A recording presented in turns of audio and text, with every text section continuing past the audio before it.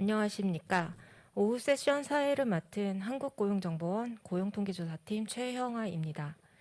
코로나19로 인해 2021년 고용패널 조사 학술대회를 비대면으로 진행하게 되었습니다. 과거처럼 직접 논문들이 발표되고 토론되는 현장감은 덜하겠지만 청년 노동시장 및 고령화 사회 등 우리나라 현안들에 대해 한국고용정보원에서 생산한 패널 자료를 활용한 깊이 있는 연구 결과에 더욱 관심이 집중되고 있는 시점입니다. 그럼 지금부터 2021년 고용패널 조사 학술대회 오후 세션을 시작하겠습니다. 오후 세션은 총 3개의 세션으로 구성되며 오후 5시까지 진행됩니다. 발표 중 궁금하신 점은 영상 하단에 Q&A를 통해 올려주시면 토론 후 답변 드리겠습니다. 첫 번째 세션입니다. 청년 대졸자 세션으로 2007년 만 15세에서 29세 청년 1만 명을 13년간 추적하여 조사한 청년 패널 자료와 2018년 대학 졸업자 18,000명을 대상으로 노동시장 이행 과정을 관찰한 대졸자 직업이동 경로조사 자료를 활용한 노동시장 관련 연구 논문 3편의 발표가 있겠습니다.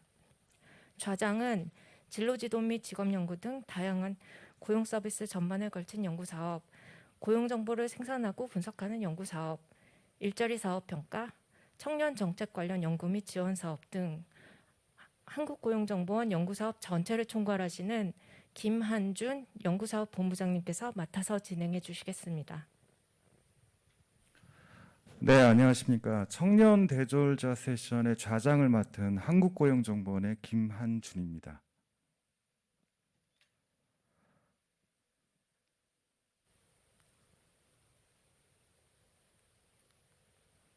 네, 이번 세션에서는 3분의 발제자와 토론자가 청년층의 취업과 노동시장에 대한 발표와 논의를 해주시겠습니다.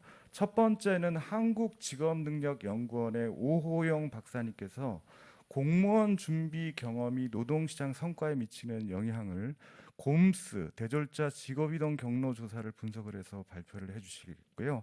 토론은 한국고용정보원의 권혜자 박사님께서 해주시겠습니다. 두 번째는 과학기술정보연구원 정도범 박사님께서 청년층들이 하향 취업하는 요인들을 분석을 해주실 거고요. 토론은 역시 같은 한국과학기술정보연구원의 유화선 박사님께서 해주시겠습니다. 세 번째 발표는 자동화 위험도에 따른 청년 근로자들의 직업 이동 유형화라는 제목으로 서울대학교의 하재영 박사님께서 발표를 해주시겠고요. 토론은 한국고용정보원 이시균 박사님께서 해주시겠습니다. 이번 세션이 1시부터 2시 25분까지 진행이 될 예정인데요. 이 세션 이후에 2개의 세션이 더 진행이 될 예정이므로 시간 관리가 무척 중요한 것 같습니다. 한 발표당 30분을 좀 못 써야 되는데요. 발표 시간은 최대 20분 내로 좀 줄여주시면 감사할 것 같고요. 그리고 토론은 한 8분 정도 해야지 시간 관리가 될 것 같습니다. 그러면 첫 번째 발표를 맡으신 오호영 박사님께 먼저 부탁을 드립니다. 예, 안녕하십니까. 소개받은 한국직업능력연구원의 오호영입니다. 발제를 시작하도록 하겠습니다. 오늘 발제 순서는 연구 배경 및 목적, 그 다음에 공무원 시험 준비 현황, 그리고 노동시장 성과 회귀 분석, 결론 및 시사점 순으로 말씀드리겠습니다. 주지하다시피 우리나라 공무원에 대한 인기가 굉장히 이제 높죠. 그래서 청년층의 선망직업 조사를 해보면 공무원, 그다음에 공기업, 대기업 순으로 지난 한 20년 가까이 거의 변화가 없이 공무원의 인기가 계속 높은 그러한 상황이 유지되고 있습니다. 최근에 보게 되면은 2010년 대비 2020년에 국가직 구급공무원 기준으로 했을 때 대략 한 14만 명에서 18만 명으로 크게 이제 응시 인원이 높아진 것을 볼 수가 있겠습니다. 공무원 채용 제도는 일반적인 채용 제도와 마찬가지로 그 직무에서 필요한 유능한 인재를 이제 선별하는 그러한 기능이 이제 있겠고요. 두 번째는 이제 채용의 공정성과 객관성을 이제 확보를 해야 되겠습니다. 그래서 그동안 그 공무원 채용 제도에 대해서 공정성이나 객관성에 대해서는 국민적인 어떤 동의 수준이 굉장히 높다라고 이제 평가가 되고 있고요. 그다음에 이제 공직 적격자를 뽑고 있느냐, 그러니까 공무원 채용 제도가 유능한 인재를 공직을 유능하게 수행할 수 있는 인재를 선발하고 있느냐. 그래서 이것은 이제 채용의 신뢰성과 타당성이라고 볼 수 있겠죠. 이 부분에 대해서는 약간의 논란이 있는 것 같습니다. 예를 들면 공무원 9급 시험 같은 경우에 한국사 영어 시험이 너무 암기 위주라서 실제 그 공무원 직무 수행과 어떤 관련성이 있는지 모르겠다, 이런 연구들도 있고요. 그다음에 마지막으로 이제 제가 주목하고자 했던 부분은 공무원 채용 제도가 갖고 있는 어떤 외부성 문제입니다. 우리가 대학 입시 제도에 따라서 고등학교 학교 교육이 굉장히 큰 영향을 받듯이 공무원 채용 제도가 단순히 이제 공직의 적격자를 뽑고 공정성, 객관성을 확보하면 끝나는 문제가 아니고, 이것이 대학 교육과 그다음에 청년층의 취업 준비, 그리고 노동시장 성과까지 굉장히 큰 외부성을 갖는다는 것이죠. 그래서 그 공무원에 대한 인기가 높고 많은 청년들이 공무원 채용에 이제 여러 가지 형태로 준비를 하고 있다면, 이것이 갖는 어떤 파급 효과, 외부성 문제를 좀 고려해서 채용 제도를 한번 다시 들여다볼 필요가 있겠다는 그러한 배경하에 연구를 수행하게 되었습니다. 그래서 공무원 시험 준비가 청년층의 노동시장 성과에 어떤 영향을 미치는지를 분석을 해서 공무원 채용 제도의 어떤 개편 방안에 대한 시사점, 이런 것들을 찾고자 했습니다. 그래서 크게 세 가지의 그 노동시장 성과를 살펴보았습니다. 일자리의 질, 숙련 불일치, 임금, 이 세 가지 측면에서 채용 제도가 갖고 있는 어떤 효과, 외부성, 이런 것들을 살펴보았습니다. 분석 자료는 곰스 2009와 2017 두 개 시점을 잡았고요. 29세 이하 그리고 교육대학은 제외하고 전문대와 4년제를 분석 대상으로 했습니다. 공무원 시험 준비 경험 실태를 보게 되면요, 2010년과 18년을 비교했을 때 2010년에는 준비 경험이 42,000명, 그 다음에 18년에는 54,000명으로 그 12,000명 정도가 이제 증가가 된 거죠.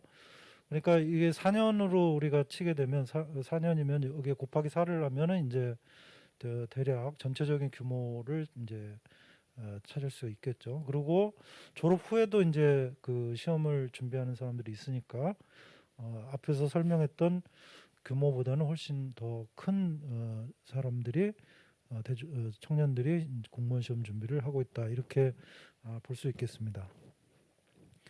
전공별로 보게 되면은 주로 이제 사회계열이 이제 그 인원이 가장 많고요. 10년과 18년을 비교하면은 전반적으로 이제 다 늘었지만 특히 인문계열이 준비 경험이 있다라고 응답한 인원이 4,600명에서 7,100명으로 증가율이 가장 높은 이런 특징을 보이고 있고, 이것은 아마도 인문계열의 취업난과 연관이 있지 않을까, 이렇게 생각을 합니다.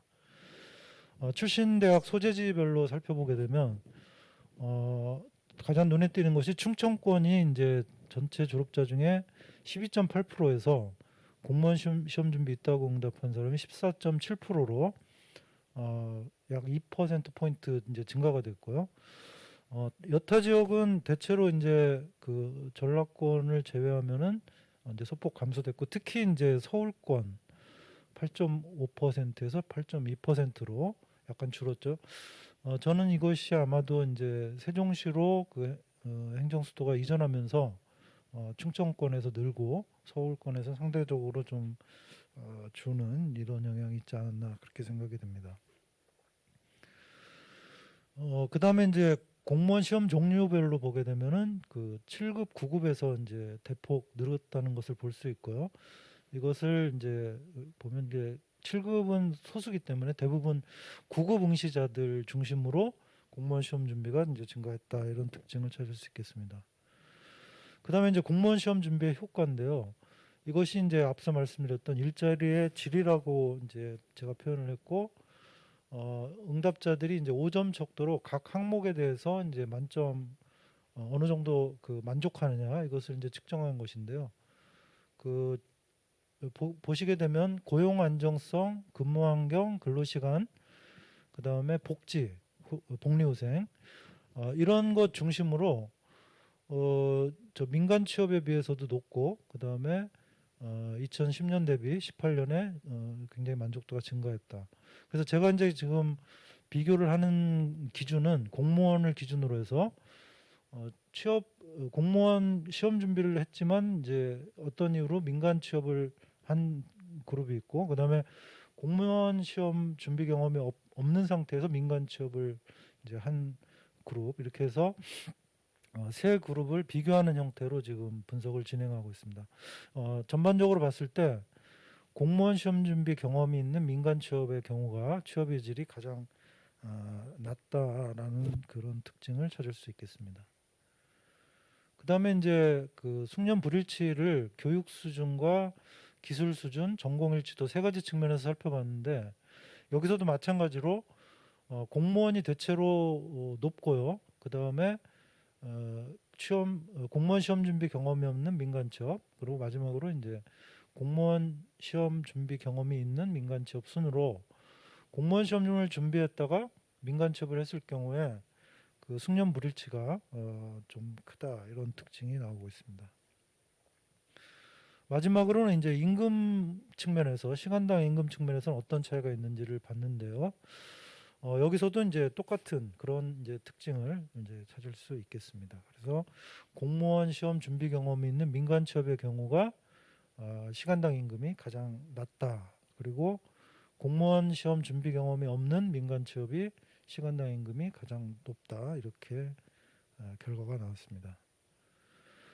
앞의 결과는 이제 그 여러 가지 그 요인들을 통제하지 않은 상태에서 본 것이기 때문에 그 순서형 로직 분석을 통해서 여타 요인을 통제하고 그 공무원과 비교해서 취업 준비 유무에 따른 민간 취업을 이제 비교하는 형태로 그 일자리 만족도를 살펴보았습니다. 분석 모형은 순서형 로직 모형이 되겠고, 5점 척도로 이제 만족도가 값이 커질수록 만족도가 올라가는 그러한 분석 모형이 되겠습니다. 여기서 이제 여러 가지 변수들을 투입을 했고요.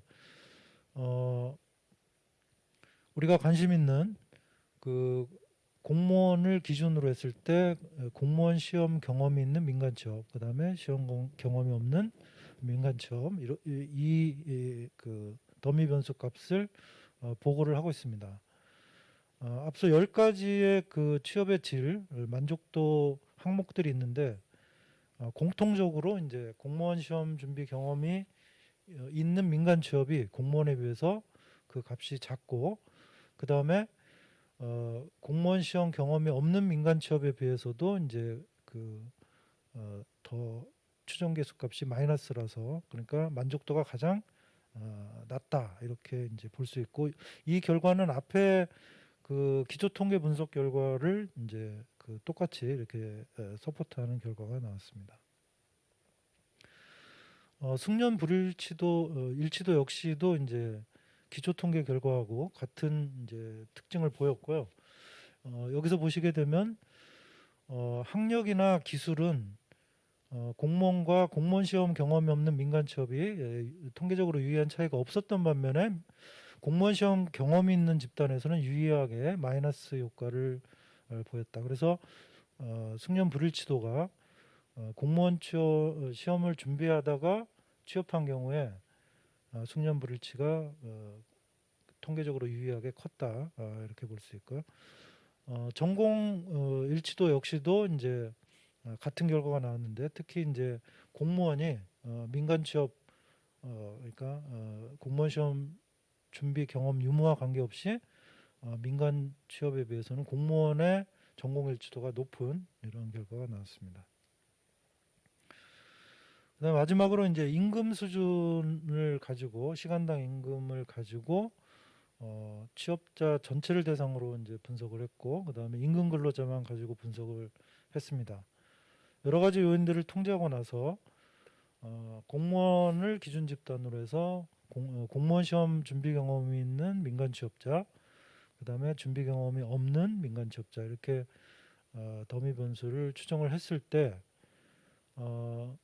임금은 공무원 시험 준비 경험이 없는 민간 취업이 가장 높고요. 공무원보다도 이제 유리하게 높고, 그 다음에 두 번째가 이제 공무원 시험 준비 경험이 있는 민간 취업의 경우는 공무원과 유의한 차이가 없었습니다.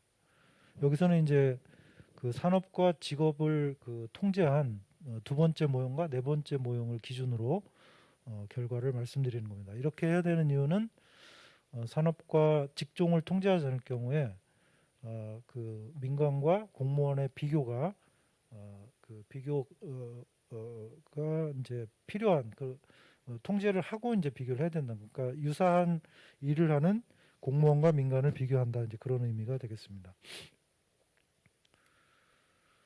그래서 이제 결론적으로 말씀을 드리면 분석 결과가 의미하는 바는 직장 만족도와 숙련 불일치와 임금 함수 이 세 가지 측면 모두에서 공무원 시험 준비를 하다가 민간 취업을 할 경우에 그 취업 성과가 좋지 않다, 이러한 결과를 얻을 수 있었습니다. 이것이 의미하는 바는 현행 제도가 공무원이나 이제 그 정보부문 중심으로 보게 되면 채용제도가 큰 문제가 없다고 볼 수 있겠지만, 이것을 국가 전체적인 관점에서 보게 되면은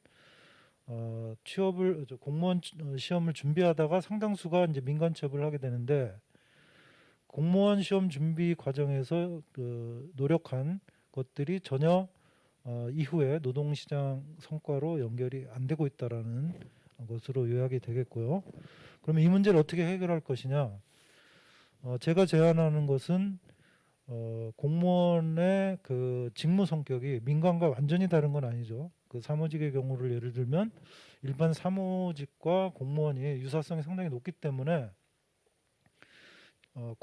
과목 중심이 아니고 직무 중심으로 해서 직무에 필요한 능력을 영역별로, 과목이 아닌 영역별로 시험 과목을 재구성을 한다면, 그러면 공무원 시험 준비하는 것이 일반적인 보편적인 직업 능력 개발로 연결이 되고, 그것을 통해서 설사 시험에 합격하지 않더라도 본인의 그 직무 역량이 개발이 되고, 그렇게 되면 민간 취업에서도 그것이 이제 보상받을 수 있는 길이 열릴 수 있다.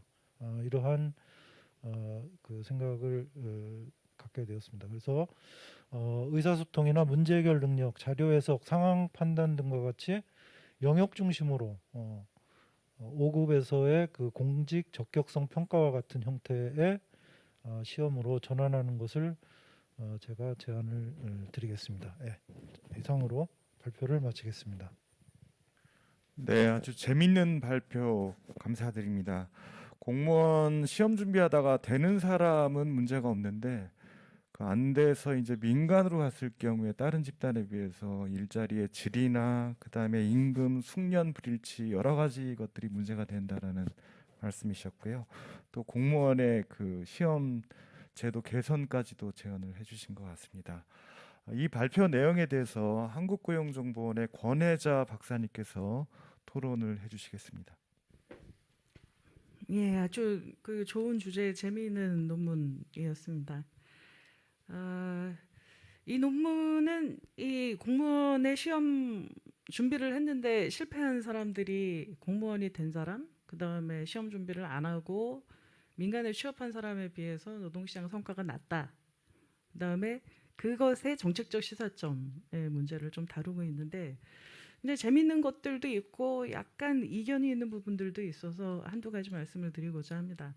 일단 의외의 것은 박사님의 분석과 관련된 내용은 아니고, 그 표 1에 보면은 공무원 9급 공채 시험 현황에 나오는데 저로서는 다소 의외다라는 생각이 들었어요. 이게 9급 공채 시험의 경쟁률이 엄청나게 더 늘어났을 거라고 생각하는데 오히려 2010년에 비해서 경쟁률이 2020년에 굉장히 더 한 낮아지는 한 80%에서 한 35% 수준으로 낮아지고 있어서 이게 왜 그럴까 하는 의문이 들었는데 이거는 아마 답변이 안 되실 것 같아요. 선생님께서 하신 게 아니어서.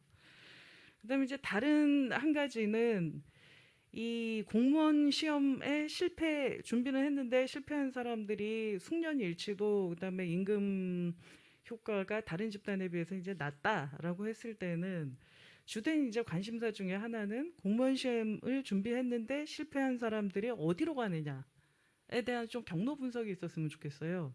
제가 생각할 때는 공무원 시험을 재시험하기 위해서 취업 준비로 넘어갈 수도 있고 아니면 민간으로 취업할 수도 있고 아니면 유사한 과목을 가진 공공부문으로 시험 준비를 할 수도 있는데 이 분석에서는 그냥 민간 취업만 말씀하셨는데 이 민간 취업에 공무원이 아닌 공공부문이 들어가 있느냐 아니냐 이제 이것이 좀 궁금하고요.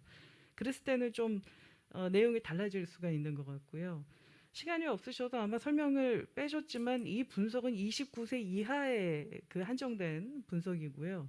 그 다음에 교대는 이제 대충 아마 그 초등학교 교사가 되기 때문에 제외를 하셨는데 그 외 임용고시나 간호직 공무원 같은 경우는 좀 포함이 돼 있어요. 근데 이 경우에는 공무원이 다른 집단에 비해서 이 전공 일치도가 높은 이유가 아마 이분들이 포함이 돼 있지 않을까. 그래서 이 부분들을 좀 제외해놓고 봐도 아마 이 샘플의 사이즈가 크게 손해를 보지는 않을 것 같다. 이제 이런 의견이 좀 있고요. 그렇습니다. 그다음에 선생님께서는 이 논문의 분석을 그 시험 안 보고 민간 취업한 청년에 대해서 공무원 시험에 실패하고 민간 취업한 사람들을 비교로 삼고 있는데 저 같으면 오히려 공무원 집단에 비교해서 이 그 시험을 같이 준비했다가 실패한 민간 취업자의 노동시장 그 성과를 비교하는데 더 주목을 할 것 같아요. 그래서 아까 말씀드린 대로 이 실패한 사람들이 어떤 민간 취업으로 갔느냐.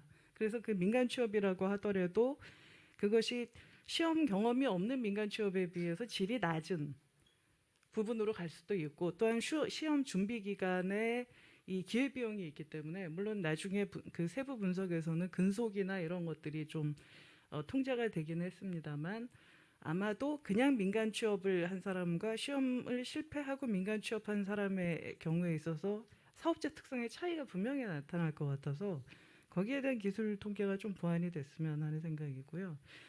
다른 한 가지는 이 논문을 조금 더 정교화한다면 이 공무원 자체는 이게 장기 고용 보장이기 때문에 사실은 임시 일용직 부분들은 다 제거해야 되는 것이 아니냐. 그래서 일부는 전체 취업자 자료를 쓰시고 그 다음 분석에서는 임금 근로자 자료를 쓰셨는데 그렇지 않고 상용직이나 정규직으로 한정해서 본다면 보다 좀 그 강건한 그 분석 결과가 나오지 않겠느냐 이런 것이고요. 한 가지 궁금한 것은 임금 근로자의 한정한 그 분석을 했을 때 이 시험 준비를 했던 민간 취업자들이 공무원에 비해서는 한 7%의 임금 프리미엄을 갖고 있어요. 그러다가 산업 직업을 통제하고 나면 공무원과 유의미한 임금 격차가 사라져요. 그거는 이제 아까 분석에서도 말씀하셨다시피 직업 산업의 차이에 의해서 사실은 임금 프리미엄이 그 사라진다라는 얘기는 원래 세우고자 했던 그 가설을 이 정확하게 입증되지 않은 것은 아닐까 이제 이런 고민이 든다는 것이죠. 왜냐하면 공무원 부문이 산업은 조금 다르지만 직업에 있어서는 거의 그 동질적인 측면들이 있을 수 있기 때문에 이 문제를 어떻게 해석할 것이냐가 관건이 될 것 같고요. 마지막으로 그 오용 박사님이 직업능력 개발 연구원에 계시기 때문에 그런 것 같기는 한데 이 시험을 준비했던 그 집단의 노동시장 성과가 낮은 것이 이 공무원 그 시험 준비에 어떤 내용과 관련된 그런 어떤 그 뭐 변별력 이런 것들이 좀 낮기 때문이다라는 쪽으로 가셔서 원래 쓰고자 했던 분석 내용에 비해서는 저는 약간 좀 정책적 시사점이 다른 것이 아니냐. 그래서 왜냐하면 시험을 실패했던 사람들의 이 임금 그 효과가 낮은 것은 그들이 그 기간 동안에 이제 기회비용이 있는 것이고, 그 다음에 그 뒤에 취업했을 때 어떤 사업체 특성에 의거한 것이다라고 저는 설명을 할 거라고 생각을 했는데, 그래서 그 직업능력개발 쪽으로 설명을 하셔서 그 부분을 강조하시려고 한다면 지금 현재 공무원 시험의 어떤 내용 부분들이 변수로 들어가야 되는 것은 아닐까 하는 생각이 들었습니다. 선생님께서 그 발제 시간을 조금 줄이셨기 때문에 제 토론이 약간 길어졌습니다. 감사합니다. 네, 좋은 토론 감사합니다. 구급 공무원의 경쟁률 수치에서부터 경로 분석, 그다음에 고용의 형태에 따라서 좀 더 정교한 분석이 있느냐, 이 분석 필요성 같은 것들을 지적을 해주셨고요. 답변 시간을 드리는데 지금 비대면으로 진행되고 있는 이 학술대회는 이렇게 온라인으로 질문을 올릴 수 있게 되어 있습니다. 한 질문이 있어서 그 질문을 제가 읽어드리고 토론자에 대한 답변과 함께 같이 답변을 해주시면 좋을 것 같습니다. 질문은요. 플로에서 올라온 질문은 교육 계열이 공무원 시험 준비 비율이 가장 높은 것 아닌가요? 이렇게 돼 있는데 저도 그렇게 통계를 봤거든요. 근데 아까 인문 계열이 제일 높다라고 얘기를 하셔가지고 그 통계 수치 설명 부분이 빠진 것에 대한 설명을 요청하시는 것 같습니다. 그러면은 그 토론자에 대한 답변 이런 것들을 좀 부탁드리겠습니다. 예, 그 권혜자 박사님 여러 가지 꼼꼼한 논평 감사드립니다. 앞으로 제가 논문 발전시키는데 많은 도움이 되는 코멘트 주셔서 감사드리고요. 말씀하신 것들을 하나씩 말씀을 드리면 구급공채 그 통계 제시했던 부분에 대해서 아마도 이게 세종시 이전에 따라서 국가직 구급의 경우는 이제 수도권에서 응시 인원이 좀 줄었거든요. 그래서 이제 그런 영향이 있을 것 같고, 사실 국가직 말고도 지방직도 있기 때문에 전체적으로 보면 약간 좀 다른 통계도 가능하지 않을까 이제 그런 생각을 해봤고요. 두 번째로 이제 경로 분석, 그러니까 탈락자들이 어디로 취업을 했느냐. 우선은 지금 민간 취업이라고 표현을 말씀을 드렸지만 이제 공공부문까지 다 포함된 그런 숫자, 그러니까 공무원을 제외한 나머지를 이제 민간 취업이라고 정의를 해놨고요. 그거는 이제 좀 해보면 재밌을 것 같긴 합니다. 제가 지금 미처 못했지만 추후에 한번 해보도록 하고요. 그 다음에 뭐 임용고시나 간호직, 그러니까 공무원 응시 어떤 유형에 따라서 결과가 로버스트하게 서포트 되는지도 재미있게 한번 해볼 수 있을 것 같고요.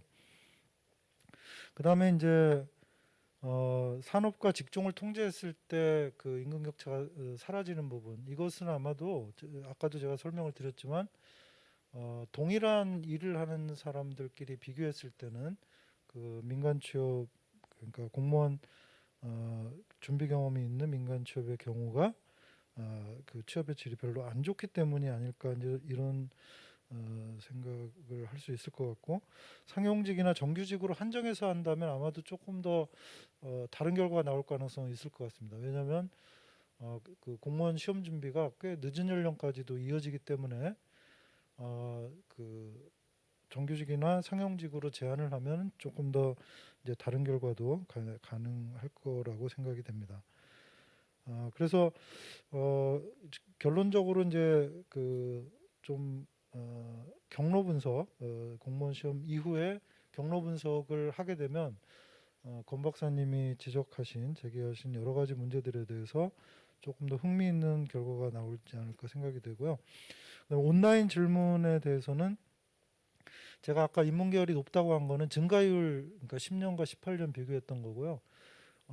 그 말씀하신 대로 임용고시 때문에 교육계열이 퍼센테이지로는 이제 가장 높은 아마 통계가 나오는 것으로 기억이 됩니다. 네, 이상입니다. 네, 그 30분이 거의 다 됐는데요. 시간에 딱 맞게 발표해 주시고 좋은 토론해 주신 발제자와 토론자께 감사드립니다. 예. 그러면은 잠시 장례 정리 후에 다음 발표를 진행하겠습니다. 네, 그러면은 두 번째 발표와 토론을 진행을 하겠습니다. 이번 발표는 한국과학기술정보연구원의 정도범 박사님께서 발표를 해주실 거고요. 그다음에 유화선 박사님께서 토론을 해주시겠습니다. 주제는 청년층의 그 첫 취업 과정에서의 하향 취업 결정 요인입니다. 부탁드리겠습니다. 네, 안녕하세요. 저는 그 한국과학기술정보연구원의 정도범입니다. 네, 제가 방금 소개받은 대로 제가 발표할 주제는 청년층의 첫 취업에서 하향 취업의 결정 요인인데, 이 주제를 이제 선택하게 된 이유가 작년쯤인가 이제 제가 경기도에 일자리 창출 회의를 갔었는데, 거기서 이제 주로 20대의 취업에 대해서만 고민을 하고 있었고 3, 40대가 되면은 자연스럽게 취업이 잘 되더라. 이런 논의를 듣고 왜 3, 40대는 과연 잘 취업이 될까? 어쩌면 하향 취업을 한 것이 아닐까? 이런 생각을 좀 해보다가 이 연구를 시작하게 되었습니다. 그래서 뭐 목차는 다음과 같고요. 그리고 한번 이제 자료를 좀 살펴보다 보니 하향 취업이란 게 아마 이제 2009년에 환경미화원 채용을 하는데 물리학 박사가 지원을 해서 굉장히 이슈가 된 적이 있었습니다. 그리고 저 자료가 이제 한 2013년 자료인데 그때만 해도 이제 하향 취업이 굉장히 높다. 한 24% 정도 나온다. 라는 얘기가 있어서 여전히 하향 취업이 문제가 되고 있었고, 그럼 과연 최근에는 그 비율이 얼마나 될까 봤을 때 2019년 자료에서는 이제 하향 취업이 한 30% 이상 나온다라고 해서 여전히 이제 하향 취업의 비율이 굉장히 높다는 생각이 들었습니다. 실제로 이제 경제활동 인구에 대해서 자료를 조사한 통계청의 결과를 보면 일단 먼저 20대 고용률을 살펴봤을 때 2020년이 가장 낮았습니다. 그래서 여전히 고용률은 문제가 되고 있었고, 그런데 이제 3, 40대가 되면은 70% 이상이 나와서 과연 왜 20대는 저렇게 문제가 되다가 3, 40대는 고용률이 확 올라갈까? 어떤 이유가 있을까? 이런 생각을 계속 의문을 가지고 연구를 시작하게 되었습니다. 그래서 이제 하향 취업은 뭐 다들 아시겠지만 자신의 교육 수준보다 업무에서 필요한 교육 수준이 낮은 곳에 업무가 이제 더 낮은 업무보다 자신의 교육 수준이 훨씬 높으면 그걸 이제 하향 취업이라고 얘기하고 있고, 우리나라는 이제 지금 대학 진학률이 굉장히 높고 학력 과잉 이런 얘기들이 굉장히 많이 나오고 있기 때문에 하향 취업이 굉장히 중요한 이슈가 되지 않을까라는 생각을 했습니다. 그래서 본 연구는 과연 청년층이 첫 취업할 때 하향 취업에 어떤 미치는 영향들은 어떤 것이 있을까 한번 살펴보고자 하였습니다. 기존의 연구들은 일단 취업을 성공하는 데만 집중을 했고 취업의 품질 이런 쪽은 크게 고려하지 않았기 때문에 하향 취업에 대해서도 살펴볼 필요가 있다고 생각해서 본 연구를 시작하게 되었고 이론적 배경들을 많이 살펴봤습니다. 먼저 이제 청년층의 첫 취업이 굉장히 중요하다고 생각하는 게 단순히 이제 이제 경제적인 독립의 시작일 뿐 아니라 학교에서 이제 노동 시장으로 이행하는 과정, 그리고 이제 경력 개발을 통해 새로운 직업을 찾는 출발점이라는 측면에서 첫 취업은 이제 굉장히 중요하다고 할 수가 있고, 기존의 많은 연구들은 이제 어떤 요인들이 첫 취업에 영향을 미치고 그 다음에 이제 또 첫 취업의 만족도는 어떻게 되는지 그런 측면에 대해 많이 분석을 하였는데, 이제 점차 이제 단순히 첫 취업에 영향을 미치는 거에서 끝나는 게 아니라 경력 개발을 통해 다음 직업, 즉 이직에 어떤 영향을 미치는지 많은 연구들이 진행이 되고 있습니다. 그리고 이제 비정규직 이슈들이 많이 나오면서 이제 정규직에서 비정규직의 전환 뭐 이런 얘기들이 나오면서 비정규직이 정규직과 어떤 영향을 미치는지 많은 연구들이 또 진행이 되고 있는데, 일부 연구들은 이제 비정규직 취업이 정규직 취업에 도움이 된다는 얘기도 있고, 이와 반대로 비정규직 취업이 정규직 취업에 전혀 도움이 되지 않는다는 논의도 많이 있었습니다. 뭐 중심 주변부 모형에 의하면 뭐 정규직은 중심 업무인데 비정규직은 주변부 업무라 크게 경력 개발에 도움이 되지 않고, 부분적 몰입 이론에서도 몰입을 하는데 비정규직 업무는 크게 중요하지 않은 단순 업무이기 때문에 크게 도움이 되지 않는다. 난 논의가 있었습니다. 그래서 사실 이 부분도 제가 예전에 한번 살펴봤을 때 비정규직으로 첫 취업을 했으면 향후에도 비정규직으로 이직하거나 계속 비정규직에 머물러 있을 가능성이 상당히 높아서 이런 연구들이 이제 첫 취업이나 청년층에 관한 연구들이 있었습니다. 그리고 이제 하향 취업에 관한 연구들도 최근에 좀 이슈가 되고 있고, 기존부터 이제 많은 논의가 있긴 했는데 이제 정확히 정해진 이론은 없습니다. 기존의 노동시장 이론을 통해서 설명을 하고 있는데 인적 자본 이론, 인적 자본 이론에서는 이제 노동시장의 수요와 공급이 합리적으로 이루어진다는 가정에서 이제 출발을 하고 있는데 고학력자가 증가하게 되면은 당연히 이제 기업에서는 저학력자보다는 고학력자를 뽑게 될 테고, 고학력자가 많아지기 때문에 임금은 낮아지게 될 겁니다. 그렇게 되면은 이제 잠재적인 근로자의 경우에는 임금이 낮아지기 때문에 크게 교육에 많은 시간을 투자하지 않을 테고, 그러면 이제 서서히 그들도 고학력보다는 적정 수준의 학력을 유지하기 때문에 자연히 맞춰진다. 이런 좀 합리적인 가정에서 출발을 하고 있는데, 근데 보통 이제 현실 세계를 살펴보면 합리적이라기보다는 비합리적으로 이루어지고 있기 때문에 저 인적 자본 이론은 단기적인 현상이라고는 파악하고 있는데, 아까도 살펴봤지만 2009년부터 20년까지 그 하향 취업의 비율은 높아지기 때문에 적절하지 않다고 좀 판단이 들었고, 직업 탐색 이론도 직업을 탐색하는 과정에서 자연스럽게 이루어질 수 있지만 나중에 맞춰질 것이다. 뭐 이런 측면에서 설명을 하고 있고, 직무 경쟁 이론이 좀 타당한 것 같은데, 구직자들과 이제 서로 경쟁하는 관계에서 경쟁에서 좀 불리한 사람들이 적정한 취업보다는 하향 취업을 고려해서 취업에 성공할 것이다. 뭐 이렇게 설명해서 요거는 이제 구조적인 문제라고 설명을 하고 있습니다. 그리고 선행 연구들에서 하향 취업에 대해서 이제 많은 측정 방법을 고민하고 있는데, 가장 기본적인 게 이제 설문을 통해서 주관적으로 자기가 하향 취업인지 평가를 하는 겁니다.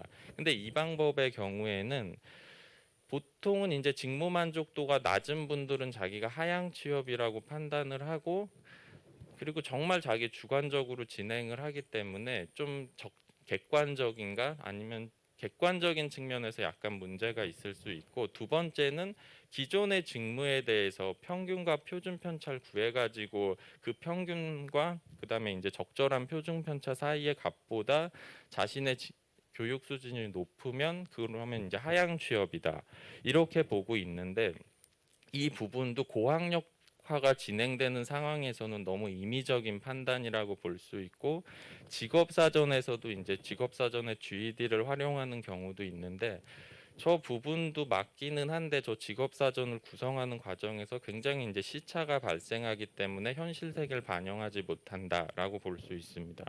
그래서 이제 제 논문은 주관적 자기평가 방법을 활용을 했는데, 그 이유는 이제 기존의 많은 선행 연구들에서 설문지를 통해 분석을 하고 있고, 그리고 이제 하향 취업 규모를 분석했을 때 다른 평가 방법보다 주관적 자기평가 방식을 사용했을 때 가장 적절한 규모로 나타났다고 볼 수 있습니다. 그리고 보통은 이제 하향 취업이라는 게 직무 만족이나 조직 몰입 이런 것들과 또 연관되는데, 자신이 갖고 있는 생각이 가장 중요하기 때문에 자기 평가 방식을 활용했습니다. 그래서 저는 일단 크게 본 연구에서 연구 질문을 두 가지를 제시를 했는데, 구직 횟수가 하향 취업 여부에 영향을 미칠 거라고 생각을 했습니다.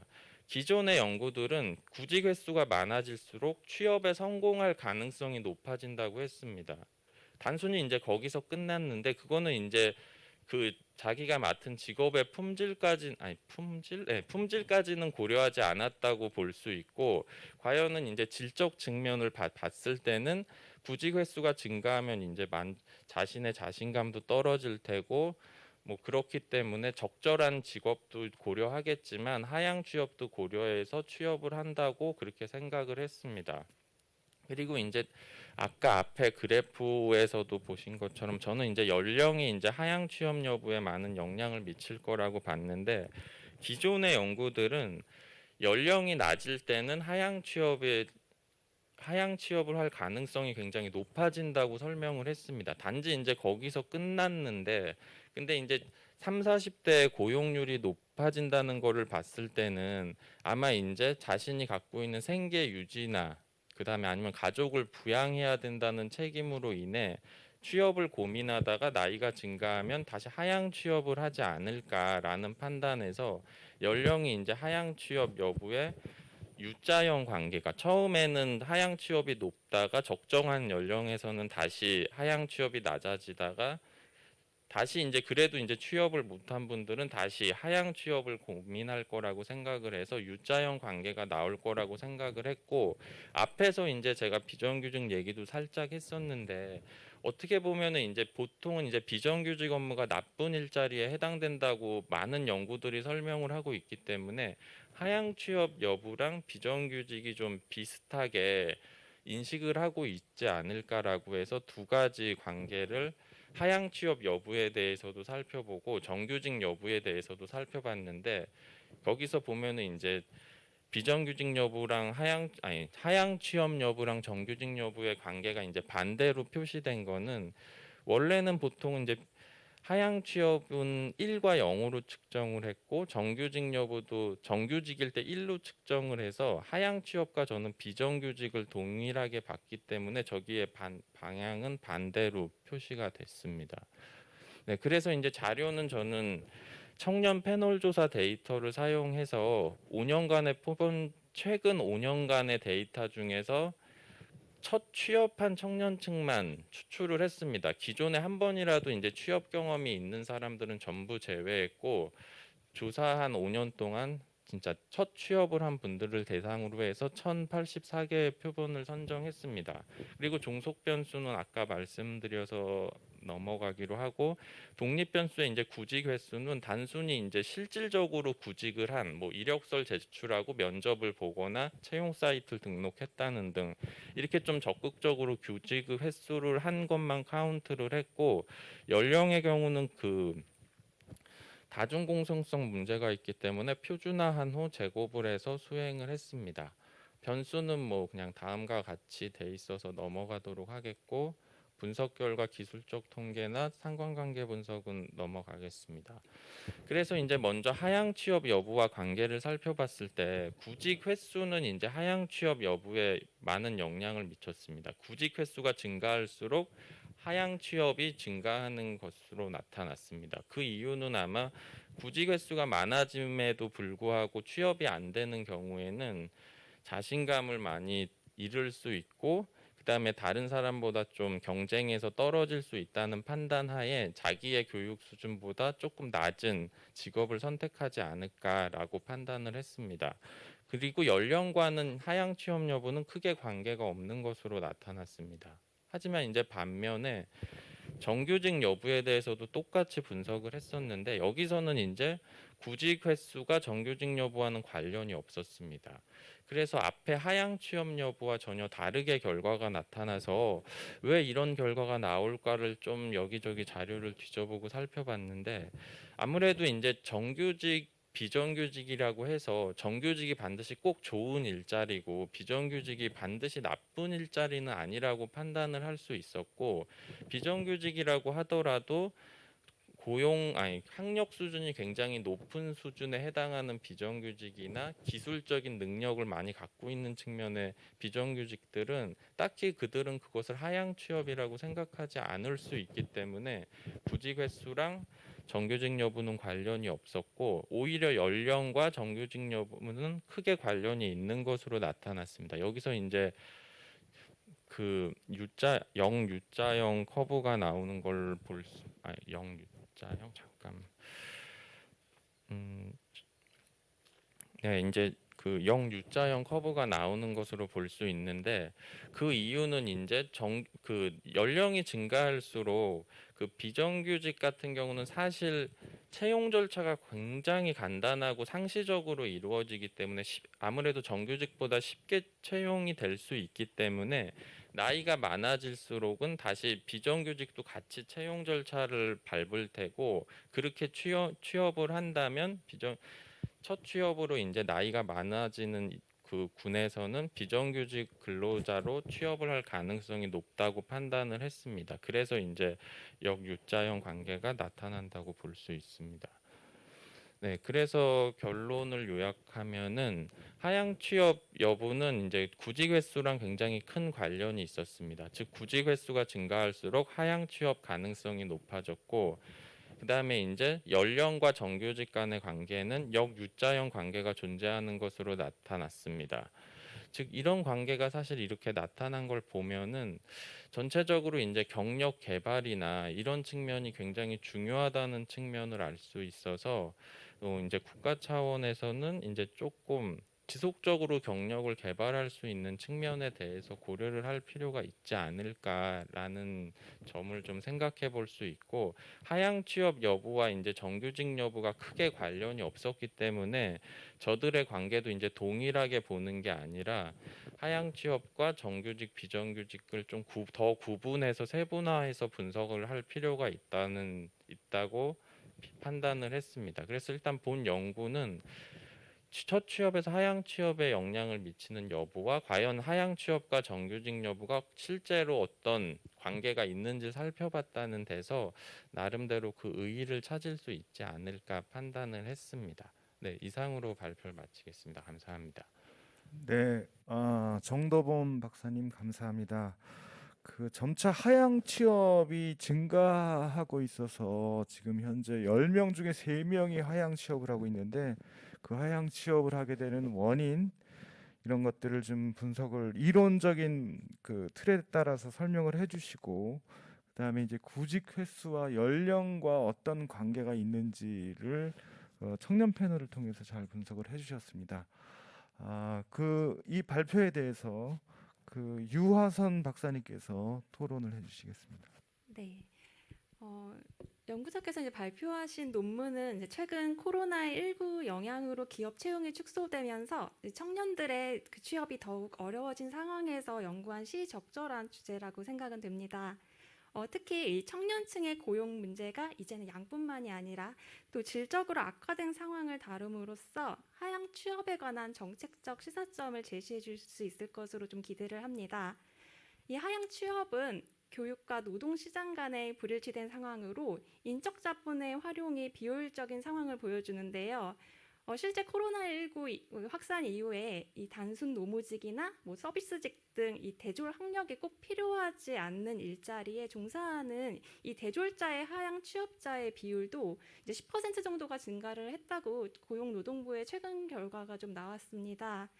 연구자께서도 이제 서론에서 이제 언급하셨다시피 이 청년 측의 첫 취업은 이 경력 개발의 시작점으로서 매우 큰 의미를 가지기 때문에 이 하향 취업은 사회적 차원에서도 중요한 이슈고 또 하향 취업의 결정 요인을 분석한 이 연구는 향후 청년층의 니즈에 부합하고 또 양질의 일자리에 취업할 수 있는 이 방안들을 도출하는 데 기여할 것으로 생각이 됩니다.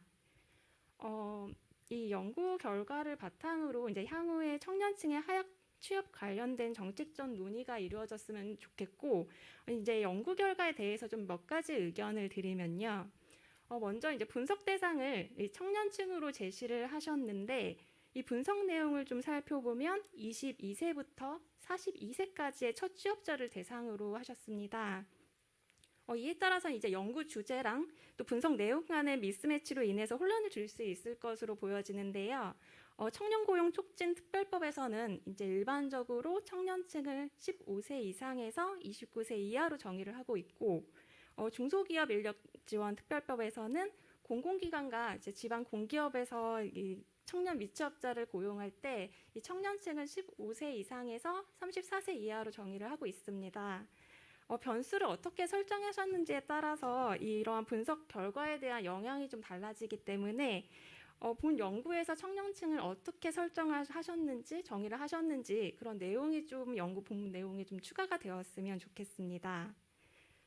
그리고 이제 분석 방법으로 이제 로지스틱 회귀 분석을 이제 실시를 하셨는데 전반적으로는 응답 자료의 특성을 이렇게 잘 활용을 하시려고 변수 고민을 많이 하신 것 같습니다. 다만 이제 선행 연구를 통해서 이 하향 취업과 그리고 비정규직의 결정 요인을 동일하게 적용할 것으로 판단을 하셔가지고 이 정규직 여부를 종속 변수로 이렇게 두셨는데요. 이는 좀 객관적인 분석이라고 좀 보여지진 않고 오히려 이제 하향 취업자들이 자신들의 이 경력을 쌓기 위해 일단 본인들의 능력이나 학력들보단 낮은 일자리로 취업을 한다는 경력 이동 이론을 좀 참고하셔가지고 종속 변수를 정규직 여부를 종속 변수로 두기보다는 오히려 독립 변수로 둬서 좀 분석을 해보신다면 어떨지 좀 고민을 해주셨으면 합니다. 또한 개인 측면의 통제 변수로 최종 학력을 활용을 하셨는데요. 고졸 취업률과 대졸 취업률도 2배 이상의 차이가 나고 또 최근에 그 대졸 취업자 중에 30%가 하향 취업을 한다는 연구 결과들을 좀 참고를 하셔가지고 오히려 최종 학력을 독립 변수로 해서 고졸자와 대졸자로 구분을 해서 살펴본다면 좀 더 유의미한 연구가 되지 않을까라는 생각도 듭니다. 현재 노동시장 트렌드나 또 코로나19 등 이런 외부 환경 변화들의 요인도 이제 청년층이 첫 취업을 하는 데 있어가지고 영향을 많이 미칠 것으로 이렇게 보여지는데요. 이러한 내용들이 본 연구 분석에서는 좀 자료의 특성상 좀 사용되지 못하는 부분은 좀 아쉬운 점이기도 합니다. 물론 이렇게 분석을 하시는 데 있어가지고 이런 외부 환경 요인을 반영하시는 것은 조금 어렵겠지만 이 결론 도출에 있어서 이러한 내용이 좀 더 보완되었으면 좋겠습니다. 마지막으로 연구자께서도 이제 한계점으로 이제 제시는 하셨는데 이 패널 데이터를 좀 활용을 하셨지만 데이터를 이제 해가지고 이제 분석을 함으로써 이런 패널 데이터 특성을 좀 살리지 못한 부분은 아쉬운 점이기도 합니다.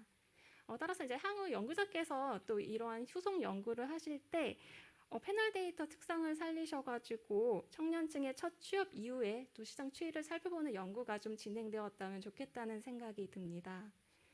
연구자께서 발표하신 이 연구 주제가 매주 흥미로워가지고 재미있게 읽었고 연구하시느라 고생 많으셨습니다. 네, 감사합니다. 같은 기관에서 토론해가지고 좀 봐줄 줄 알았는데 전혀 그렇지 않은 것 같습니다. 청년층 연령에 대한 정의에 대해서 질문을 하셨고요. 그다음에 이제 하향 취업자들에 대한 그 분석을 할 때 정규직 여부를 종속 변수보다는 독립 변수로 놓고 해보는 것이 어떻겠느냐라는 뭐 이런 지적 내지는 제언이 있었습니다. 그리고 저도 그 한 가지 더 질문을 드리고 싶은데요. 대부분 그 고용 서비스 할 때 구직 활동을 열심히 하라라고 이렇게 제언을 하거든요. 내담자들이 오게 되면. 근데 구직 횟수가 많으면은 오히려 하향 취업을 한다고 하니까 상담을 하는 사람 입장에서는 물론 이게 원인과 결과는 아니지만 관계성이지만 어떻게 이 그 상담 내지는 구직 활동 그 조언을 해야 될지 이 결과를 가지고 어떻게 조언을 해야 될지 좀 여쭙고 싶습니다. 네, 일단 그 유하선 박사님께서 너무 토론을 잘 해주셔서 감사드리고요. 네, 대체로 다 옳은 내용 있고 이제 그 좌장님께서도 좋은 의견을 주셔서 감사드립니다. 일단 먼저 청년층 연령에 대해서 말씀을 드리면 저는 이 자료가 처음에 청년 패널 조사를 시작할 당시가 이제 2007년에 시작을 했었고 그때는 이제 명확한 청년이란 나이의 기준에 의해서 자료를 취합을 했었을 것입니다. 근데 이제 그 자료가 계속 추적 조사가 이루어지면서 지금 2007년께 2020년, 19년 뭐 이런 데까지 오면서 당연히 이제 청년층이 나이를 들었을 가능성이 높고 그 기존에 있었던 많은 정의를 벗어날 가능성도 높습니다. 근데 이제 보통은 이제 청년 관련 창업 같은 게 굉장히 많이 이루어지고 있는데 그런 데서는 이제 청년의 연령을 한 39세까지로도 보고는 있습니다. 그리고 이제 제가 기존 연구에서는 청년의 나이를 너무 명확히 한정을 해서 진행을 하다 보니까 청년이 하향 취업이 발생하는 게 이제 청년 나이 초기에서만 발생을 하고 나이가 들어감에 따라 적정한 취업을 한다. 요렇게 판단을 하고 있습니다. 하지만 근데 이제 그렇게만 보면은 30대, 40대의 연령을 볼 수 없기 때문에 저는 이제 범위를 조금 더 넓게 봐서 22세부터 42세까지 좀 굉장히 폭넓게 한번 살펴봤습니다. 요 정의가 사실은 맞지 않을 수도 있기 때문에 청년층의 정의는 다시 한번 논문에서 재정의를 할 필요가 있을 것 같습니다. 그리고 이제 정규직 여부를 독립 변수로 놓는 방향이나 최종 학력을 이제 뭐 고등학교 졸업하고 대학교 졸업 이렇게 구분해서 하는 부분도 굉장히 유의미할 것 같아서 그 부분에 대해서도 코멘트를 반영해서 이제 나중에 한번 좀 고민을 해보려고 하겠습니다. 그리고 결론 도출에 있어서도 제가 조금 일반적인 내용만 담긴 했는데 현실이나 코로나19 아니면 최근에 많은 이슈들 그런 거를 담아서 추가적으로 좀 더 보완을 하도록 하겠습니다. 그리고 이제 구직 활동에 대해서 말씀을 주셨는데 구직 횟수가 많아질수록 이제 하향 취업 여부가 증가한다면 구직 활동을 열심히 할 필요가 없지 않을까? 뭐 이런 물론 이런 결론에도 도달을 할 수 있을 것 같은데 대부분의 이제 청년층들이 이제 취업을 할 때 보면은 자기가 원하는 곳에 취업을 하기보다는 이력서를 처음에 한 100개 쓴다, 뭐 아니면 50개, 적어도 이렇게 쓰는 사람을 굉장히 많이 봤고, 그리고 실제로 그런 신문 기사도 많이 봤습니다. 이런 것들은 정말 직업에 대한 탐색 없이 무분별하게 취업을 하는 거라고 판단을 했습니다. 그리고 또한 취업을 자기가 맞는 곳에만 넣었지만 계속 떨어지는 경우도 많이 있었기 때문에 이런 경우는 조금 준비가 필요하지 않을까. 무작정 일단 구직 횟수만 하는 게 취업에 성공하는 길은 아니라고 판단을 해서 사실 논문에 이런 내용을 넣긴 했습니다.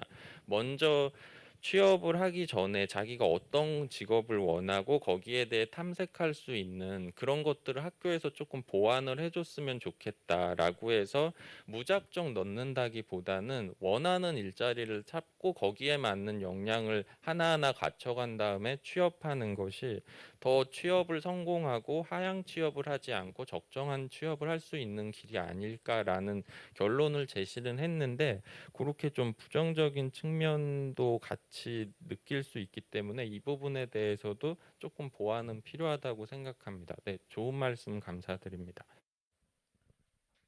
네. 정도범 박사님, 유아선 박사님 감사드립니다.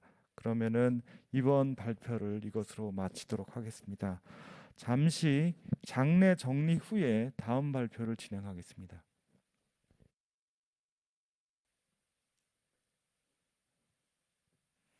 네, 그러면 이제 세 번째 발표를 진행을 하겠습니다. 첫 번째 발표가 취업 준비 전의 경험과 관련된 것이었고, 두 번째 발표가 이제 취업할 때의 그 상태 부분을 다루었다면은 이번 발표는 취업 후에 직업 이동 경로에 대한 내용입니다.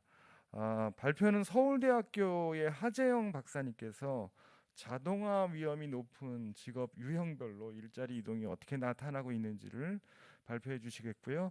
그다음에 이시균 한국고용정보원 박사님께서 토론을 진행을 해 주시겠습니다. 그러면은 부탁드리겠습니다. 안녕하세요. 저는 자동화 위험도에 따른 청년 근로자 직업 이동 유형화라는 주제로 발표를 맡은 서울대학교 박사수료 하재영이라고 합니다. 네, 발표를 시작하도록 하겠습니다. 네, 일단 서론에 대해서 말씀드리도록 하겠습니다. 최근 디지털 전환과 함께 일의 세계 역시 급속도로 변화하고 있습니다. 특히 프레이 앤 오스본은 2013년 직업 자동화 전망을 제기하였는데 이 자동화 전망이 전 세계적으로 큰 충격을 안겼고 그 이후로 유사한 자동화 일자리에 대한 선행 연구들이 대체로 급격한 일자리 기술 대체를 전망하였습니다. 국내에서도 4차 산업혁명과 알파고 이슈가 등장하면서 직업 자동화에 대한 관심이 고조되었습니다. 특히 국내의 연구는 한국이 직업 자동화 위험도가 상대적으로 높은 군에 속하여 있다는 점을 지적하였습니다. 그러나 이러한 연구들은 어느 한 시점의 단면을 잘라 경험 분석을 하였다는 한계들이 있었습니다. 또한 특별히 청년층을 대상으로 한 직업 자동화 관련 분석이 필요하다고 보았는데요. 청년들은 한편으로 자동화 위험에 취약한 집단일 뿐 아니라 직업 구조 변화에 장기적으로 영향을 받는 근로자 집단이라고 할 수 있었습니다. 자동화의 연령별 일자리 대체 가능성이 대체로 U자 패턴을 보인다는 선행 연구들도 있었습니다. 김문희의 2018년 연구 역시 청년층이 주로 진입하는 초급 직업의 경우 자동화 경향이 높음을 제시하였습니다. 그리고 또한 청년의 노동시장 내에 직업 이동의 변화를 추적하는 종단 연구가 필요하다고 보았는데요. 지난 5년간의 청년들이 노동시장 직업 이동의 경험을 어떻게 하고 있는지를 종단적으로 추적한 경험 연구는 거의 전무한 상황이었습니다. 이 연구의 분석 시점인 2015년에서 2019년간의 5년간은 프레이 앤 오스본 2013년 연구 등 일군의 외국 문헌이 직업 자동화 위험성을 제기한 시점과 2020년 코로나19로 인해 노동시장에 상당한 변동성이 초래된 시점 사이의 기간입니다. 비교적 안정적으로 동일한 경제 상황이 유지된 이 기간 동안 청년의 직업 이동을 분석하고자 하였습니다. 연구의 필요성을 종합해보면 이 연구는 국내 청년 근로자가 직업 자동화 위험의 담론이 고조되는 시기 동안에 노동시장의 실제 경험을 종단적으로 추적하고 그 패턴을 드러내고자 한 연구였습니다. 더불어 이 연구는 선행 연구에서 제시하였던 직업의 자동화 위험도 분포를 경험적으로 검증하는 연구로서의 의미도 지니고 있습니다. 선행 연구에서 제기되었던 직업의 자동화 위험도를 결정짓는 직업 특성의 타당성을 한국적 맥락에서 검토해 보려고 하였습니다. 그래서 종합하면 연구 문제는 두 가지로 청년 근로자의 직업 이동 양상은 어떻게 유형화되는지 그리고 그 직업 이동 유형 간의 차이는 무엇인지를 드러내고자 하였습니다. 이론적 배경은 좀 간단하게 말씀드리고 넘어가려고 합니다. 우선 첫 번째로는 직업별 자동화 위험도 전망에 대한 선행 연구들을 고찰하였습니다. 이 연구에서 제시하고 있는 직업의 자동화 위험도는 향후 해당 직업의 직무 수행이 자동화에 의해 대체될 확률을 의미하였습니다. 첫 번째로는 가장 선구적이었던 연구였던 프레이 앤 오스본 2013년 연구가 있습니다. 이 연구에서는 엔지니어링 병목 향상이라는 개념을 제시하면서 인식이나 사회적 스킬이나 창의적 스킬 세 가지의 특성을 가진 직업들이 자동화에 의해 대체되지 않을 것임을 제시하였습니다. 이러한 기준에 따라서 미국의 표준 직업 분류의 702개의 직업별 자동화 위험도를 도출하였고요. 이 분석의 결과 미국의 47%의 직업이 자동화로 인해 대체될 것이라고 전망하여 큰 충격을 안겼습니다.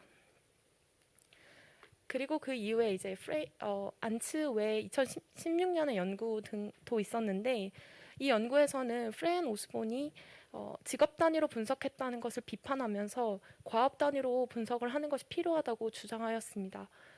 이러한 관점은 기술 진보가 일어나더라도 근로자가 새로운 과업에 적응하는지 유무에 따라 직무가 조정될 수 있다는 관점을 취하고 있었는데 이 연구의 분석의 결과 약 9%가 직업 자동화에 따른 직업 대체가 일어날 것이라고 전망하여서 상당히 완화된 수치를 제시하였습니다. 그 이후 네델코스과 퀴니티의 2018년 연구에서도 유사한 관점을 분석하였는데 약 14% 정도가 자동화 고위험군에 속함을 제시하였습니다. 국내에서는 김세움의 2015년 연구가 이와 비슷한 연구를 수행하였는데 이 연구에서는 직업별 자동화 위험도를 도출하였다기보다는 프레이 앤 오스본 2013년의 연구 결과를 그대로 가지고 와서 그 직업 군에 따라서 한국의 직업 비중을 확인하였습니다. 이에 따라서 약 57%의 한국 직업이 자동화 위험도가 높은 고위험군에 속하였다는 점을 제시한 적이 있습니다. 선행 연구를 종합하면 직무 특성에 따라 직업별 자동화 위험도를 전망한 연구는 국내외에서 다수 수행되었습니다. 이 연구에서는 선행 연구들 중에서 다수의 선행 연구에서 참고하고 있는 프렌 오스본이 도출해낸 702개의 SOC 직업 코드별 자동화 위험도를 기준으로 청년 근로자의 직업 이동 양상을 분석하고자 하였습니다. 두 번째로는 2015년 및 2019년 국내 직업별 근로자 분포 동향을 지역별 고용조사를 중심으로 확인해 보았습니다. 지역별 고용조사는 통계청이 실시하는 조사로서 시군 단위로 고용 현황을 파악하고 산업 및 직업에 대한 세분화된 자료를 제공하는 조사였습니다. 이 연구에서는 2015년, 2019년 근로자 수 상위 20개 직업 분포의 차이를 확인해 보았습니다. 단 지역별 고용조사는 직업의 소분류까지 제공하고 있으므로 소분류 단위의 직업별 근로자 수 분포를 확인하였습니다. 네, 종합한 결과만 먼저 말씀을 드리자면 2015년, 2019년간 직업 분포 양상은 크게 달라지지 않았습니다. 다만 횡단 자료의 한계를 극복하기 위해서 종단 연구를 통해서 추가 확인할 필요가 있음을 제시하고 싶습니다. 네, 연구 방법으로 먼저 분석 대상을 말씀드리고자 합니다. 이 연구에서는 청년 패널을 활용하였고 9차에서 13차 5년간 자료를 활용하였습니다. 청년 패널 9차년도 2015년 기준 근로자인 총 4,562명을 대상으로 이들의 5년간 자료를 연결하여 분석하였고 이 연구에서 청년은 만 22세에서 38세로 정의하여 분석하였습니다. 그리고 분석을 위한 절차는 다음과 같은데요. 첫 번째로는 자료를 코딩하여서 분석 대상의 강연도의 상태를 직업 자동화 위험군, 실직 제약, 그리고 미상으로 코드화하였습니다. 이를 위해서 분석 대상인 청년 패널 분석 자료에 프렌 오스본이 도출한 SOC 직업 코드별 자동화 위험도를 할당하였고 분석 대상인 청년 패널 9에서 13차년도 자료에서 최소 1회 이상 활용된 캐코 코드와 이와 연계된 SOC 코드를 도출하였고 이에 따라서 자동화 위험도를 할당하였습니다. 그리고 캐코 코드 결국 YP에서 사용하고 있는 캐코 코드 직업 코드별 자동화 위험군을 분류하였고요. 추가로 제약, 실직, 미상 상태를 코드화하였습니다. 종합하면 이 연구에서는 청년 근로자의 교육 및 고용 상태를 크게 총 6가지로 구분하였고 9차년도를 분석의 시간축으로 고정하고 1년 단위로 개인의 해당 시점에서의 자료를 코드화하였습니다. 그리고 개인의 고용 및 교육 시계열적 상태를 하나의 시퀀스로 가정하고 최적 일치법을 통해서 개인 시퀀스 간의 유사도 분석을 실시하였고 이 값을 기초로 문집 분석을 실시하였으며 차이 분석을 실시하였습니다. 네, 사용한 변수는 다음과 같고요. 네, 연구 결과를 말씀드리도록 하겠습니다. 우선 직업 이동에 대한 기본 탐색을 실시해 보았는데요. 직업 이동 경로 빈도 혹은 상태별 전환 비율의 결과값에서 나타나는 것과 같이 자동화 고위험군, 저위험군, 중위험군을 5년간 지속하는 비중이 상대적으로 굉장히 높음을 알 수 있었습니다. 본격적으로 분석하기 위해서 군집 분석을 실시하기 위해 덴드로그램을 확인하였고요. 덴드로그램 및 유형의 특성을 확인한 결과 5개의 군집이 적절하다고 판단하였습니다. 첫 번째로 도출된 유형 1은 자동화 고위험군 지속형인데요. 약 44.3%를 차지하고 있었습니다. 구체적인 직업을 확인하자면 총무사무원, 격리사무원, 기획마케팅사무원, 전산자료 입력원, 사무보조원 등이 속하는 군이었습니다. 유형 2 같은 경우에는 자동화 중위험군 지속형으로 12.9%를 차지하고 있었고요. 국가지방행정사무원, 자동차 정비원, 제품 광고 영업원, 운전원 등이 속하여 있었습니다. 세 번째 유형은 자동화 저위험군 지속형으로 약 31%를 차지하고 있었는데요. 대표적인 직업으로는 간호사, 초등학교 교사, 중고등학교 교사, 기계공학 기술자, 연구원 등이 속하여 있었습니다. 유형 1에서 3의 비중 합이 총 88.2%로 대다수를 차지하고 있었는데요. 이는 실제로 청년 근로자는 자동화에 따른 직업 이동의 폭이 크지 않았음을 시사하는 것이라고 해석할 수 있습니다. 계속해서 유형 4와 유형 5를 확인할 수 있었는데요. 유형 4는 자동화 고위험군 지속 후 실직형으로 약 7.4%를 차지했고, 유형 5는 지속 후 미상형으로 설문조사에 불응하거나 결직치인 경우의 집단을 말합니다. 이러한 유형의 집단 간 차이를 두드러지게 나타내기 위해서 차이 분석을 실시하였습니다. 우선 학력의 경우 유형 3에서 대졸 및 석사 학위 이상의 비율이 상당히 높음을 확인할 수 있었습니다. 또한 업무 능력 중요도의 경우 유형에 따른 차이가 존재하였고, 특별히 유형 2와 3에서 특별히 높다는 것을 알 수 있었습니다. 그리고 성별의 경우 유형 3, 4에서 여성의 비율이 굉장히 높았고, 기업체 규모의 경우에 유형 4에서 중소기업의 비중이 상당히 높음을 확인할 수 있었습니다. 유형 1, 2, 3은 인적 자본 관련 특성에 따라서, 즉 학력이나 업무 능력 중요도 등의 차이에 따라서 구분되는 양상을 보인다고 할 수 있고, 유형 4 실직형의 경우에는 성별이나 기업체 규모에 따라서 구분된 특성이 있다고 확인할 수 있습니다. 이를 보다 심층적으로 탐색하기 위해서 유형 4를 세부 집단으로 다시 유형화를 해보았습니다. 그래서 자동화 고위험군 지속 후 실직형, 그리고 저위험군 지속 후 실직형으로 분석할 수 있었고, 각각 56.2%, 43.9%로 나타났습니다. 이 특성을 보다 확인하기 위해서 유형 1과 3을 각각 비교하여서 함께 확인해 보았습니다. 우선 첫 번째로는 유형 1과 유형 4-1의 비교였습니다. 이는 자동화 고위험군으로 시작해서 한쪽은 이제 지속한 경우와 한쪽은 지속 후 실직한 경우인데요. 이 경우 성별은 강력한 차이를 나타내고 있었고요.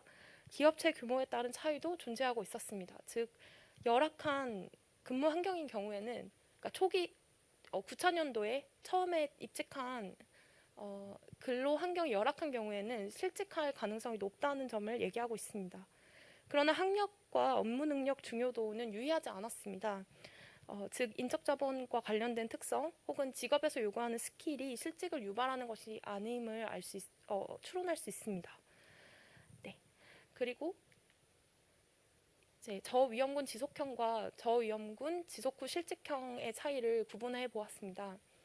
일단 이 집단 차이 분석에서 또한 성별은 또 중요한 영향을 나타내고 있었는데요.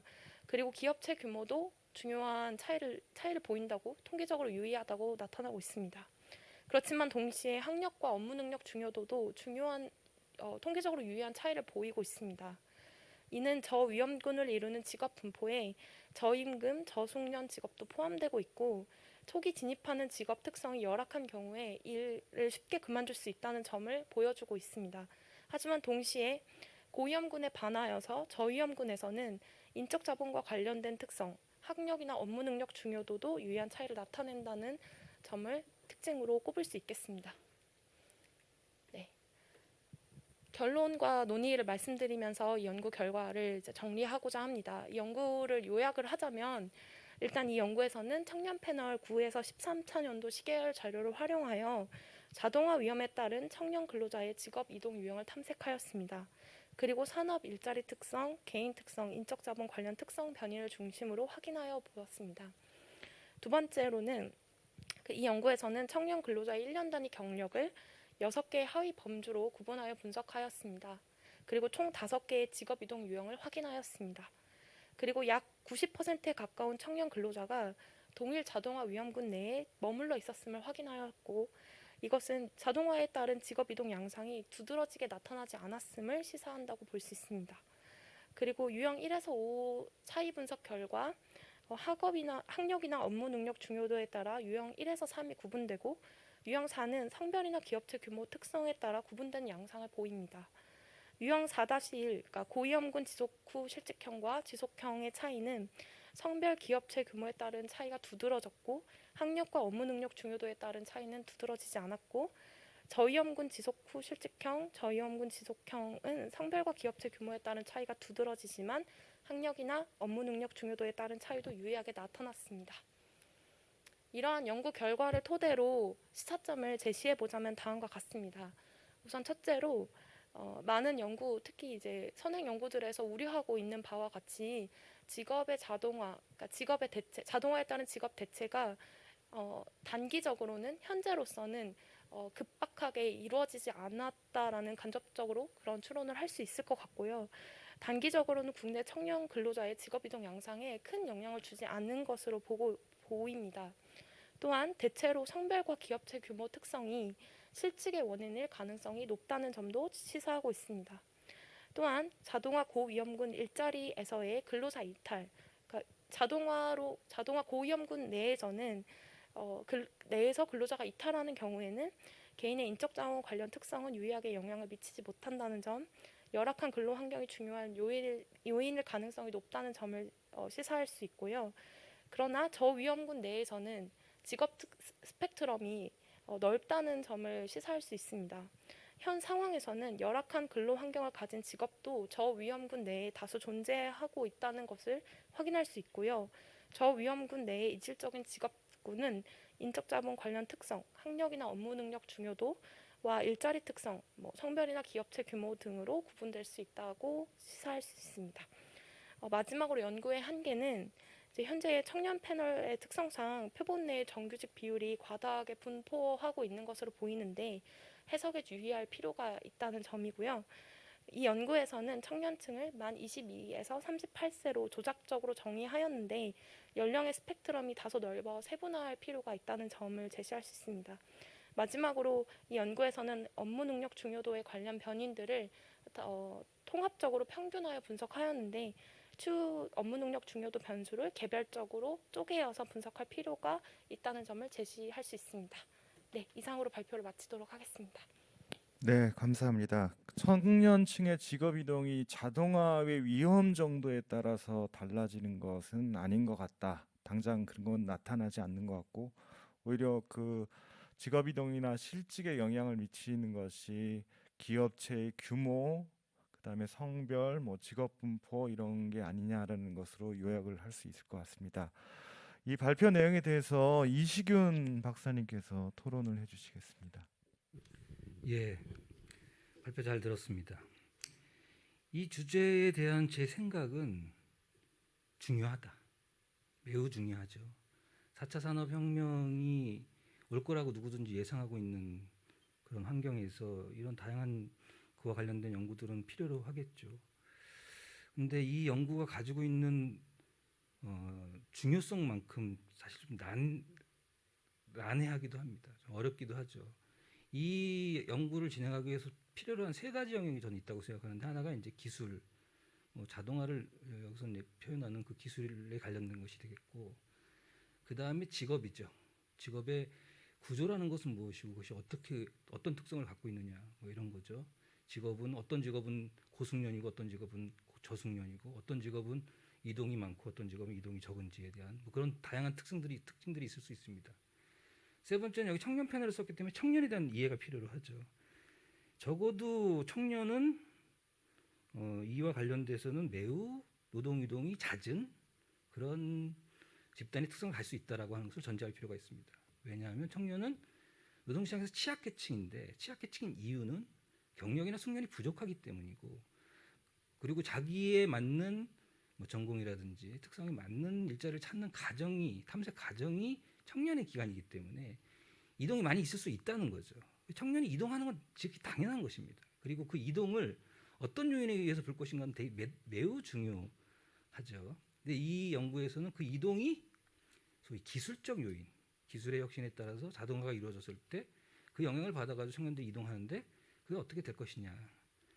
저는 결과적으로 이렇게 말씀을 하셨어요. 논문의 결과로 자동화에 오면 단기적으로는 영향이 주지 않았다. 당연한 얘기라고 생각하는데 그 이유가 결과적으로 그래서 그렇게 된 거로 설명을 하셨는데 전 조금 다른 차원에서 보겠습니다. 플레이 오스본의 연구는 대단히 그 흥미롭고 전 세계적으로 많이 이렇게 히트를 친 연구라고 할 수 있고 뭐 한 50개국 이상이 이 자료를 이용해 가지고 각 나라마다 자동화율이 어떻게 돼서 일자리가 기계에서 얼마가 대체가 되는지에 대한 연구를 다 했습니다. 물론 이 연구에서도 제시한 바처럼 우리나라에서 57%라고 하는 어마어마한 그 일자리가 기계에 대체된다는 연구도 있었죠. 그런데 선행 연구에서도 제시한 바 있지만 이 연구와 정반대의 주장도 있습니다. 그러니까 지금 이 연구의 반대 주장은 뭐냐면 그렇지 않다. 그렇게 생각보다 크지 않다.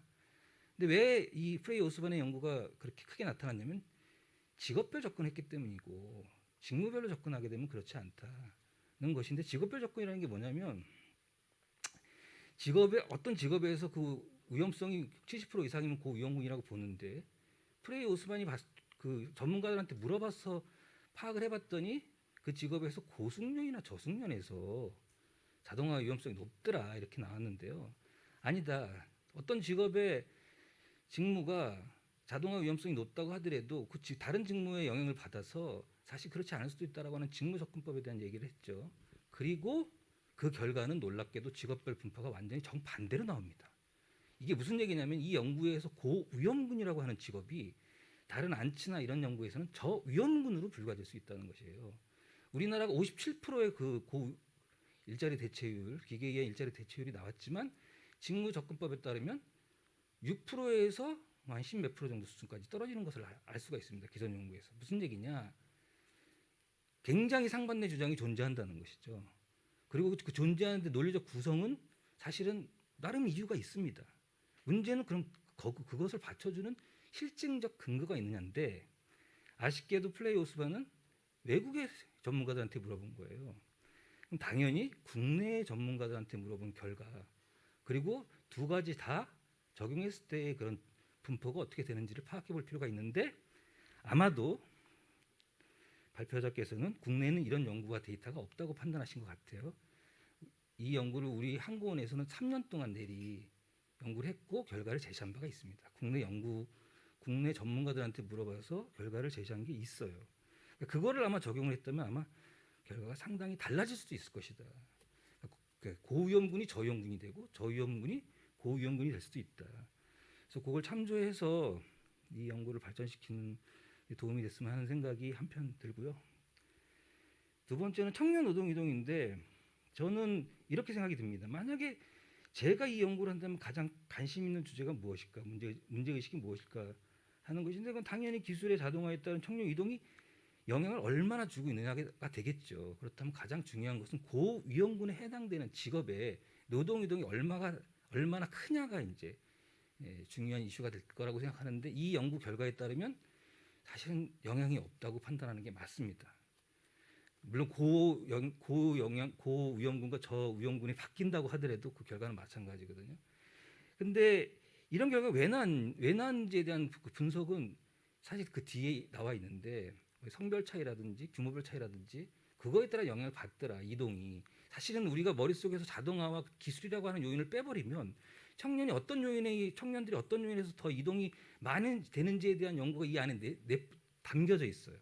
근데 이 전체 연구를 끌고 가고 있는 힘은 기술 혁신에 따른 자동화이기 때문에 자동화의 연관성들을 계속 연결해 가지고 분석을 하다 보니까 사실은 그 안에서 약간 혼란스러운 점이 있지 않았나 하는 생각이 듭니다. 사실 이 가장 중요하고도 흥미로운 그 주제에 대해서는 정확한 답을 가져가지 못하고 있는데 사실은 이미 그 답을 알고 있는 거나 마찬가지다. 사실 청년을 대상으로 해서 기술 혁신에 따른 자동화의 영향이 적어도 확인되지 않거나 아니면 지금은 현재로서는 극히 미미한 그렇게 판단하는 게 맞지 않을까 하는 생각이 들고요. 국내의 자료를 이용해 가지고 이 연구를 좀 지속적으로 보게 되면 흥미로운 결과가 나올 수 있지 않을까 기대를 해보겠습니다. 이상입니다. 네, 좋은 지적 감사합니다. 직업의 숙련 수준, 그다음에 이제 직업별 이동 행태 이런 것들도 좀 고려를 해야 되지 않겠느냐. 그다음에 프레이 오스본의 기념비적인 연구가 이제 직업별로 접근을 했는데 직무별로 접근을 한다면은 좀 다른 결과가 나올 수도 있을 것 같다라는 지적인 것 같은데요. 이미 예정된 시간은 지났습니다만 발표자께서 짧게 토론에 대한 말씀을 해주시겠습니다. 네, 말씀 잘 주셔서 너무 감사드리고요. 방금 말씀해주신 부분들, 이제 과업 단위 기반 접근, 그리고 이제 국내 전문가들의 연구를 추가적으로 검토하고 분석해서 좀 더 발전시키면 좋을 것 같습니다. 네, 감사합니다. 네, 시간이 지났는데요. 이번 세션에 청년층의 취업과 노동시장에 대해서 이해와 통찰을 줄 수 있는 발표 그리고 토론을 해주신 모든 분들께 감사의 말씀을 드립니다. 사회자께 세션의 종료를 선언해 주실 것을 부탁드립니다. 최영아 선생님. 다음 세션을 위한 준비 관계로 잠시 뒤 두 번째 세션을 시작하겠습니다. 감사합니다.